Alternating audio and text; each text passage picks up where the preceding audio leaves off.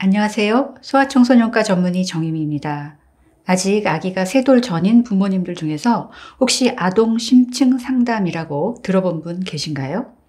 2022년 12월 위기의 소아청소년과 심층 상담 수가 3년 1,000억 지원, 복지부 아동 1차 의료 시범사업 실시, 2025년까지 의원 병원 3,000곳 대상이라고 아주 크게 신문에 났던 사업인데요. 정부에서 어린이 예방적 건강관리를 강화할 목적으로 소아청소년과 전문의가 36개월 전 아기의 성장, 발달, 심리, 비만 등을 상담하고 교육하는 심층 상담 시범사업을 시작한 게 벌써 1년이 다 돼갑니다.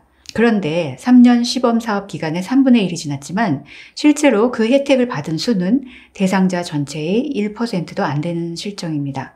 왜 이렇게 되었을까요?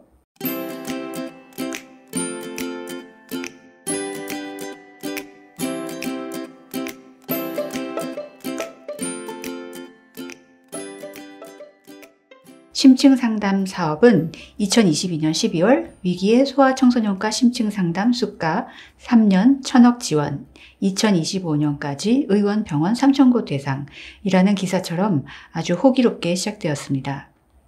2022년 12월 현재 소아청소년과 전문의는 3,019곳에서 총 4,117명이 근무 중이다. 복지부는 2022년 12월에는 약 7억 원, 2023년 약 263억 원이 소요될 것으로 내다봤으며 2025년까지 진행할 경우 매년 추가 예산 증가를 고려하여 1,049억 원으로 추계하였다. 복지부 관계자는 교육 상담이 종료된 시점에 아동 건강 상태 변화를 종합적으로 평가, 보호자 설명 및 피드백, 사업 모니터링 및 효과 평가 연구에 들어갈 예정이라고 전했다. 그런데 8개월이 지난 2023년 8월 기사는 그 분위기가 180도 달라졌습니다. 아동 1차 의료 심층 상담 시범사업, 빛 좋은 개살구 대나, 의료 현장, 낮은 수가와 정부 규제로 인해 시범사업 활성화 발목, 심평원, 시범사업 참여 1,700여 개 의료기관 청구 자료 공개 꺼려. 임현택 대한소아청소년과 의사회 회장은 복지부 및 심평원의 제도 개선 필요성을 여러 차례 건의했지만 여전히 제도는 개선되지 않고 있다고 하였다.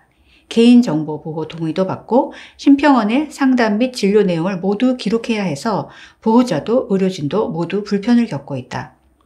지난해 12월부터 시작한 심층 상담 시범 사업에 대한 청구 현황을 요청했지만 심평원 측은 시범 사업이 시작된 지 7개월 정도 됐지만 아직 국회와 복지부에 청구 현황을 보고한 적이 없다며 시범 사업에 참여한 의료기관들의 청구 추이를 공개하는 것은 어렵다고 전했다. 그럼에도 불구하고 한 달 반이 지난 9월 22일 정부는 보건복지부 블로그를 통해서 아이와 부모 모두 안심할 수 있는 소아의료체계 구축을 이렇게 홍보하고 있습니다. 저출생으로 아이들이 줄어 의료 수요가 감소하고 상대적으로 낮은 진료 수익으로 소아청소년과가 줄고 있어서 정부가 소아의료체계 개선 대책을 마련하였다.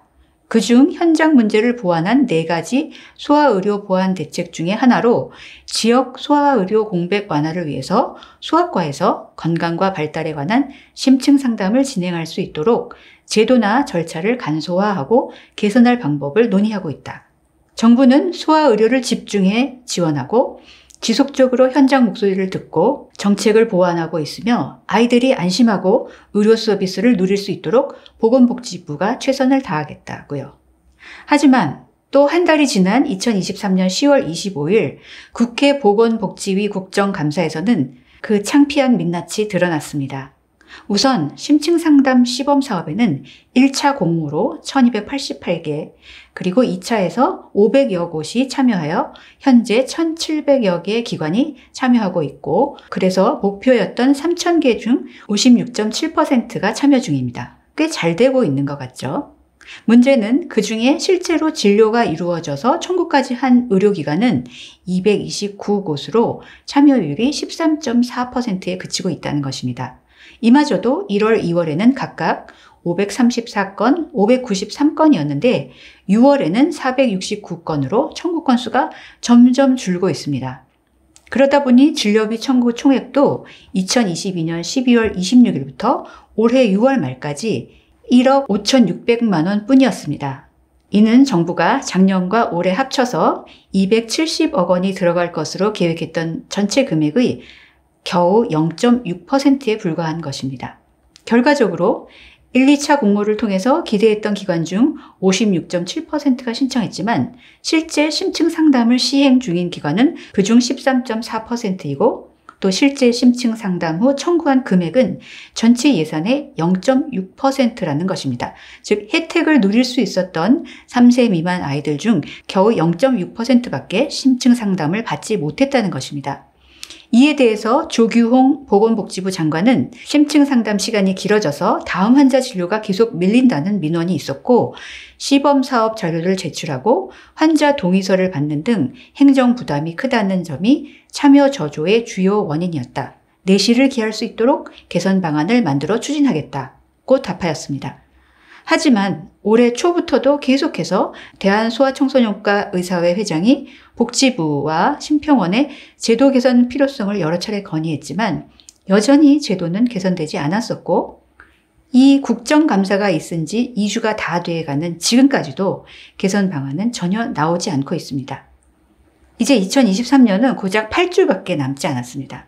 2022년 사업을 시작할 때 복지부가 교육 상담이 종료된 시점에 사업 모니터링 및 효과 평가 연구에 들어갈 예정이라고 했었죠.